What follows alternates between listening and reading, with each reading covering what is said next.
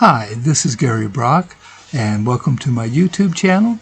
When I was covering the Horrorhound Weekend near Cincinnati, March 23rd, I was thrilled when I looked over at one of the booths, and there were my heroes, the world-class bullshitters of YouTube, Wokebusters, comics, and Stealing Solo fame. I had a chance to talk to the guys and interview Jeff Hicks about their YouTube channel, podcasts, and their war on woke. So we're here at Horrorhound because I've worked Horrorhound for 10 years now. This is my 20th Horrorhound. I used to be just an artist at this show. And over the last 7 or so years, we've been promoting the channel. So I bring, Wokebusters people. I bring Stealing Solo and Start. And we're just kind of spreading the word about the channel. And we can hang out and shoot Saturdays. We can dress up, have a couple drinks. Just be ourselves in a nice, fun setting. So tell me how much you enjoy doing the videos where you check out the various Marvel, Disney, and Ollie's and other stores. Tell me about how did that start? So it started in 2017. I'm a big collector, so I would go to Toys R Us all the time because I'm looking for what's new, what's on sale, just always look. So I went into Toys R Us and I went, wow, these Star Wars toys haven't been in a while. And so I had gone to Fourth Friday 2015. We're talking September of 2017, 2 years later. The same stuff is sitting there. And you think, oh, Jeff, it's new stuff. There was a little dust. There would be toys that were missing pieces, and those wouldn't move, and nothing behind them would move. Like, you could tell that these things were stationary. So I started filming it, and I would go to all the Toys R Us. All the Toys R Us had these problems. And so I went, oh, we should talk about it. And that really elevated our channel. So I would go, Kroger, and they would have these things on for $1. And after the movie came out, and I'm like, there's something wrong. There's something up with this. So then I would just start to investigate, go out, and then when I moved away, I didn't have access to Ollie's or anything. And as soon as I moved back, I got back into Ollie's and making all these videos like that. And, I just go to the store and sell that stuff, and I have a great time doing it. But they have a problem. They can't find stuff, and so it just sits there and sits there. And so I'm the guy to say, hey, folks, it's on Zoom. It shows you that people care about this stuff, and here we are. Well, I find them hilarious. And I enjoy just what you have to say about some of the characters. So what is it about this helicopter? The Shuricopter. Shuricopter. The Shuricopter, it's like a little jet that actually, but I call it the Shuricopter because there's a Thanos comic. It's an old Marvel comic. So Thanos just gets in a helicopter and flies away. And so I was like, the Shuricopter, because she's just, getting to fly away. And nobody buys it because it's not in the movie. It's just some random toy. And people weren't buying tons forever anyway. So it's just, it's useless accessory for a very useless merchandise based on a film, and there you go. So that's the Shuricopter. It's one of the things where nobody buys it. And I'm just like, I wonder why. Have you ever thought that your publicity alone might just make them collectible? That would be cool and crazy. The best of part is that my publicity meant I don't buy any of them, and now I'm like, wow, I could have created all of these help the market. That would have been crazy. But somebody did send me 60 Rose Ticos. Oh my God! Cases of unopened, Force Awakens, Last Jedi toys with Rose Ticos. So if those have open value, I own the market of Rose Ticos. So those I have more than anybody on the planet. And I'm proud of it, but I have it.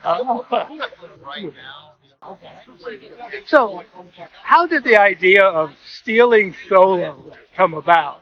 And did you enjoy this? Was it a labor to put it together? Or tell me about Stealing Solo. So Stealing Solo is this Star Wars parody where we kidnap Harrison Ford and force to remake Star Wars in our basement. It started as a joke on the podcast. So we had some kind of an outline for a script, then we kind of go off and freeform. And we started joking. What if we kidnapped Harrison Ford? What if we did this to him? What if we did that to him? And it just kept going, and I went, guys, stop, I'm going to steal comic book. And so we did. I did. I wrote it, I drew it myself, and it was a labor, just like Wokebusters. These things take time, years, months. When you're one guy, you learn, when if you love it, I did, it's never a job. You know how they say, if you love it, you never work a day, and you're like, it's really true, especially in comics. Because Stealing Solo was a plan to do, and I'm really thankful that it has such a long lifespan. Because a lot of people think they got it crowdfunded years ago, and that's it. I tell people on the YouTube channel all the time. There is not a week that goes by where there's not dozens of local book going out. It's just book week everywhere. And it's a really fun story, and it makes me thankful that people like it. It's such a fun thing to do. Like, maybe, 50-something pages, and people think that's a lot of work, but it's worth it because I was one of those guys that wanted to do comic books. And, the image stuff was consistent, and there was like a hierarchy of how you had to break in. So being on YouTube and, being able to have, a fun concept to reach people really helped me get into it. So I've been really, grateful for it because it's elevated me quickly in a way that I'm really thankful for. So I love this book. That's why when it came to Wokebusters, the page count is more than double, and it's a harder labor. It requires more hard hiring other artists to help with certain paintings or certain things like that. But it's worth it because it's so satisfying when it's done. When I pick up a copy of this book, I go, that's everything I want. Wokebusters has everything I want now. And that's the beauty of working by yourself for yourself. You can put everything you want. There's no there's no limits to creativity. Anything you want to do, you can put it in. So I'm the happiest guy in the world to do this. I have no complaints whatsoever. Oh, good. So you use the term woke, and I totally agree. But there are those who say, well, what do you define as woke? So how do you define the term woke? So the way I define the term woke, I look at it as some piece of entertainment that is overly political. It relies on the politics and the goodwill of said politics to justify the poor quality of work. So, for example, a female director is not woke. Wayne's World is not a woke movie. It's got a female director. It's a woke movie. It's really about what they're trying to kind of put into it. It's basically message over substance story. That's what I consider, because I don't think it's the right way to go. Everything has meaning, a deeper subtext and context. My favorite stuff, though, and I really just like that show is so deep with so many different aspects of it today, but it also has a lot of human messages that really apply to that you can really learn from society. That's the difference. When a message is about the benefit of society and unity, that is a good thing to me. When it's woke, it's about dividing up groups, magnifying differences, amplifying them to make things fight, and it creates a negative environment. Wokeness doesn't include a positive outlook of happiness and unity. It includes infighting and garbage, and I'm against that. What I want is for people that can come to the time, because entertainment is the glue that binds us together. There are thousands of people here right now from different walks of life. They all love horror and entertainment. That is the glue that brings everybody together. It's different. So if you continue to make entertainment that divides people, we don't have this, and then we lose out on this. So that is why, we have Wokebusters, and I think it's important to save the dynamic of entertainment. There's nothing like going to see a great movie with 250 other people in the theater. You're loving it. You want more of that because you have a memorable experience. That's what life is about. So that's how I define it. So everything isn't about politics. No. Yeah. It just has to be, there's different politics. There's political things, and like the X-Men cartoon that's out right now. A lot of people are so afraid of their politics being in it, they for show is what they think. I'm watching it on the channel, and I'm enjoying it because it's nothing that the doom and gloom prophesies would say. It's really different. And so I feel you really root out what would be woke by that definition. You have to be more vigilant and less ready to cast a wide net. Because you should always, if you're passionate about something, you can be passionate about it 24/7. Make sure you have the information to make sure that you're being accurate and correct about it. Passion is great, but knowledge is good. Well, okay, my bad. So, have you seen the new trailer for the Acolyte?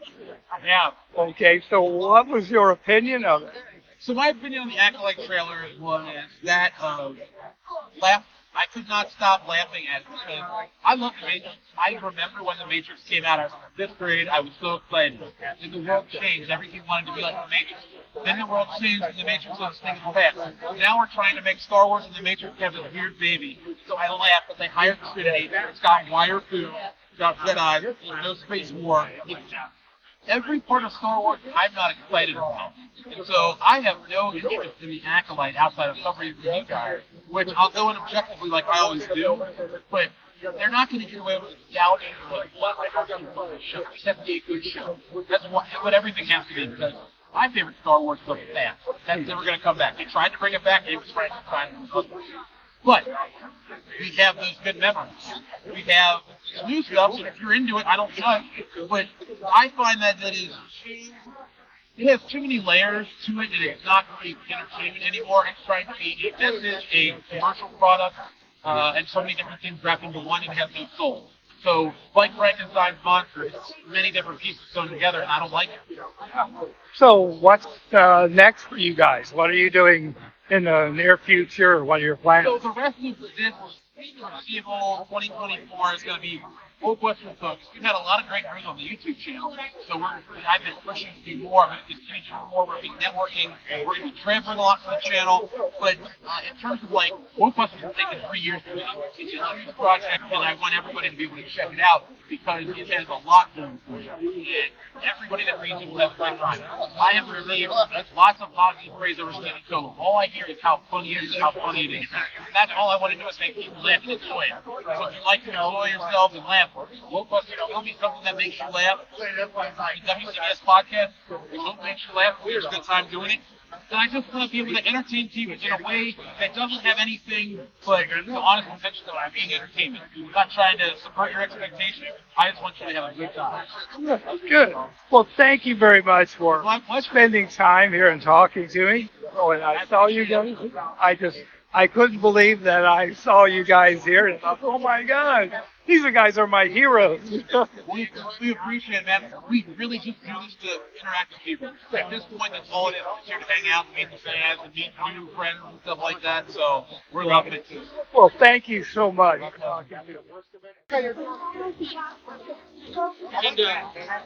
What's Dan? Yeah. He's not wrestling, but he goes to Randy as well. Yeah, I think the Virginia first five might come back. Same chick. Okay. Look, thank you. He's been going to 2012. Yeah, sure. One of the people I met at the world-class Bullshitters booth was superfan Adam Shawhan. I wondered why he was such a fan of the group, Nick and Jeff and Dion and Dan. How long have you been a fan of these crazy Wokebusters guys? How long? So I've been with Mr. Hicks, Mr. Green, Mr. Utam, and Mr. Kendo since 2018. Wow. So that's how long I've been with them. I guess as just a big fan also, why do you like these guys so much?